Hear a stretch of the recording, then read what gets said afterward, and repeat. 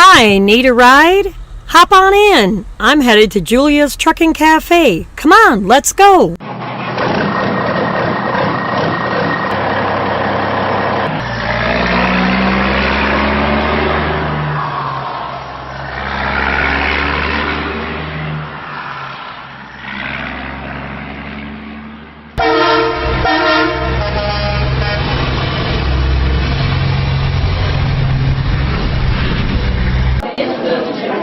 Cool, we made it just in time. Come on, let's go get a seat.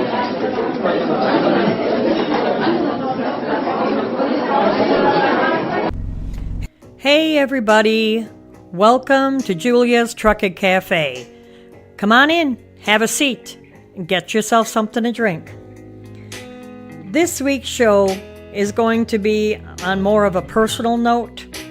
I can't be the only one out here who has suffered a loss of a close family member, pet, or friend. So in this week's show, I want to share some things with you, my audience, on coping, on the loss of a loved one, friend, or a pet. As my friends know, and if you listen to Getting to Know the Voice Behind the Show episode, you will know that I come from a very large family of 11. Well, along with that comes nieces, nephews, great nieces and great nephews, aunts, uncles, cousins, second, third, and even fourth cousins. Yes, that large of a family. I had the pleasure of growing up with some of my older sister's children. A couple were older than me, but the youngest was a year older than me. She was the youngest of her family, and I was the youngest of mine. I do have to say that it did take 50 years to figure out that we were a year and 3 weeks apart. So for 3 weeks out of every year, we were the same age. Her name was Lori. And this week, I want to dedicate this show to her. Lori was raised in our small town of Mosinee by my sister Arlene and her husband David. Like I mentioned, the youngest out of 3 girls. When my parents would go to town, and me being the youngest, they would never leave me home alone. We would always go and visit Dave and Arlene. I have so many memories of either playing in Lori's bedroom or playing in their finished basement with her in front of that really cool fake fireplace. If you are listening to this and are even close to my age, you may remember the game Operation, where you had this cutout patient with that red nose that light up and also had a buzzer, and you had to take out a piece like of an arm, a leg, or rib or wrist with a pair of tweezers that were hooked to a wire, and that wire was also hooked to the board. Each slot that had a quote-unquote bone was where a bone was had a metal edge around it, and if you hit that edge with your tweezers, it would buzz, and boy did that thing make you jump. Needless to say, Lori was really, really good at the game Operation. And I also remember playing other board games with her during our visit. After high school, Lori went on to nursing school and became an RN. She worked for 30 years taking care of everybody else. She was good like that. And I could go on and on about Lori and her accomplishments, how she always gave to her parents, her sisters, and loved her nieces and nephew to pieces. I want to share a story that one of her nieces posted on social media. Aunt Lori, I'll never forget your never-ending smile, love, entertaining remarks, desire to, quote, farm with Joe on Lori Land Dairy, your love and care of animals, your desire to have a cow named after you, your deep love for each one of your family members, your contagious laugh, and your hardcore love of the Packers. Thank you for always hugging me, listening, loving me, sharing life with me, coming to my first 2 graduation ceremonies, celebrating so many holidays together, going shopping in Appleton, and making Build-A-Bears so many times, letting me come to your house when I was little and eating pizza for breakfast, taking me shopping many times, singing me the ABCs when I got my substitute teaching license, and so much more. Gone, but not forgotten. Rest in peace. I will see you again.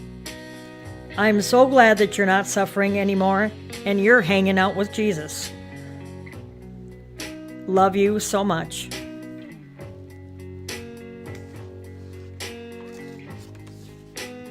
It was the summer of 2017. My sister invited me to their 60th wedding anniversary, which was in October of that year. I, of course, showed up with much joy and appreciation to be able to celebrate in this lifetime achievement. I did not know of many couples that stayed married that long. Lori was there, and after dinner, everyone sat around the table and chatted and talked.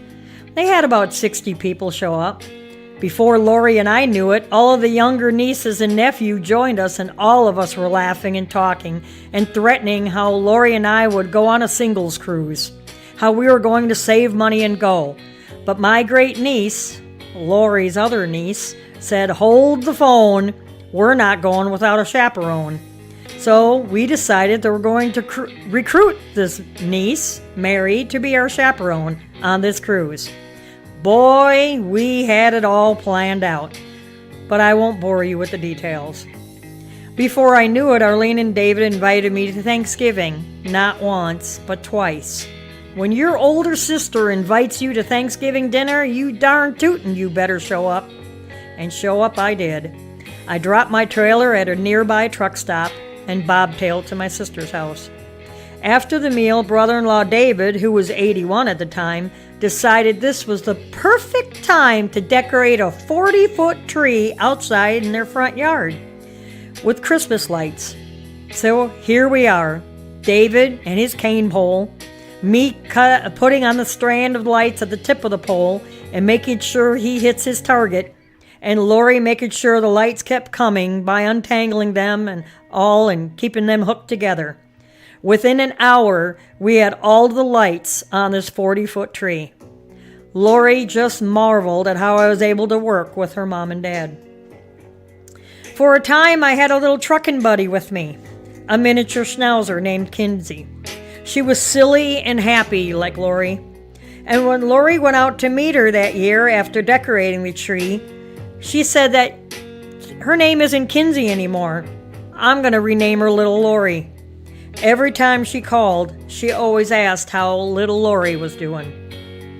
Later that afternoon, I surprised her and told her I was going to take her for a spin in my semi. Now, she had never been in one before, but I guess she watched a lot of movies like Convoy back in the day. The first thing that she did when she jumped up in my truck was grab that CB mic and say, "Breaker, breaker, 19, is there anybody out there?" Sadly, no one ever came back to her. She got buckled in, and off we went to check on my trailer. As I drove, I spoke about trucking and the trucking industry, and she was full of questions. That was the best time and the best Thanksgiving I ever had. Before I left that day, I made a promise to her that if anything were to ever happen to me, I would be airlifted to the hospital that she worked at so that she would be my nurse. We promised to stay in touch. In January of this year, 2018, Lori wasn't feeling real good. She thought she had the flu. She finally went into urgent care to get seen, to get checked. Well, the news wasn't good. They did tests. She didn't have the flu. She was diagnosed with esophageal cancer and cancer in her liver, along with blood clots in her kidneys and her heart, and a tumor near her ear. The doctor prescribed blood thinners, which took care of the clots in her kidneys and her heart, and he decided to start chemo and radiation. After a couple of treatments, the radiation wasn't going as planned, and that was halted. Lori continued to work as a nurse. She continued to drive. She continued her chemo treatments until this month in December. I saw Lori again this year, again at Thanksgiving at my sister Arlene's house. They were gracious enough to have me. Lori was laughing and joking around, but you could tell the cancer was taking its toll. And now comes the extremely hard part. My niece, the funny, silly, laughing, caring, giving, special lady that I love like a sister, lost her battle with cancer on Thursday, December 27th. Sadly, before then, my little dog Kinsey, that she renamed Little Lori, died on Christmas Eve for unknown reasons. I think it is just so that she could be with Lori, that she knew that Lori wouldn't last much longer. So I want to thank you, my audience, for sticking with me thus far in this episode. My question to everyone who is listening to this is, how do you deal with losing a close family member while you are out on the road? How do you deal with the loss of a favorite pet out on the road? It's said that grief comes in many forms, and people grieve in many different ways. Some people get angry. Some people strike out. Some people close off and want to be alone. Others want to plant a tree or a flowering bush so that when it blooms or grows, that person will always be remembered. Myself, I try to share and remember that good person's points, their good times, the good that they did in their life, like this show and this dedication to my niece. I found a good article under the American Cancer Society. I should say a good PDF document that I will have posted in the show notes.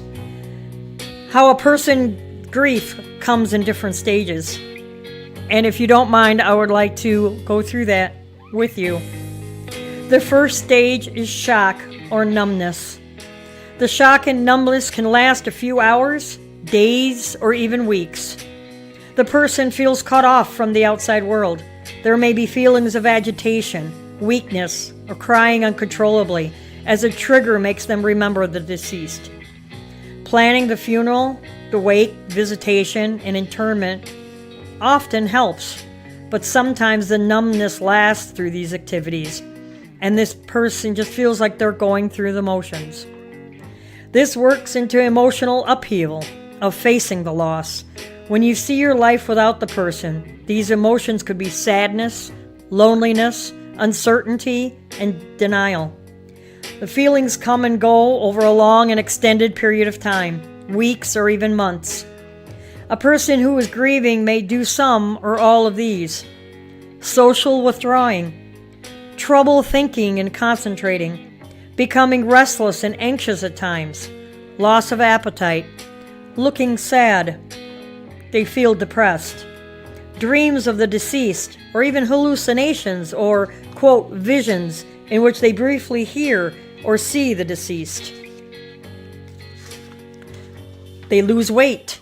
They have trouble sleeping. They feel tired or weak. They become preoccupied with death or events surrounding their death.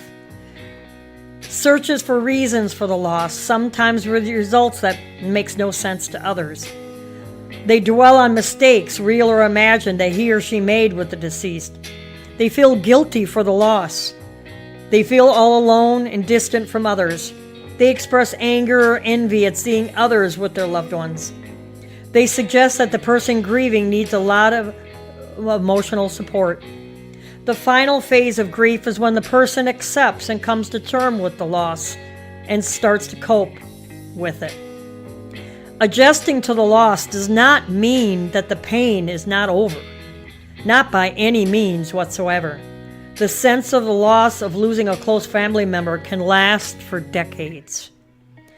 The grieving process for someone with a terminal illness like cancer is similarly the same, except with the shock or numbness is not as great.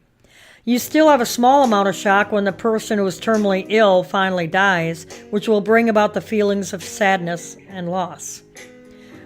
For someone who is grieving a loss, or if you are, the American Cancer Society has these tips to cope with the loss. Let yourself feel the pain and all the other emotions too. Don't tell yourself how to feel or let others tell you how you should feel.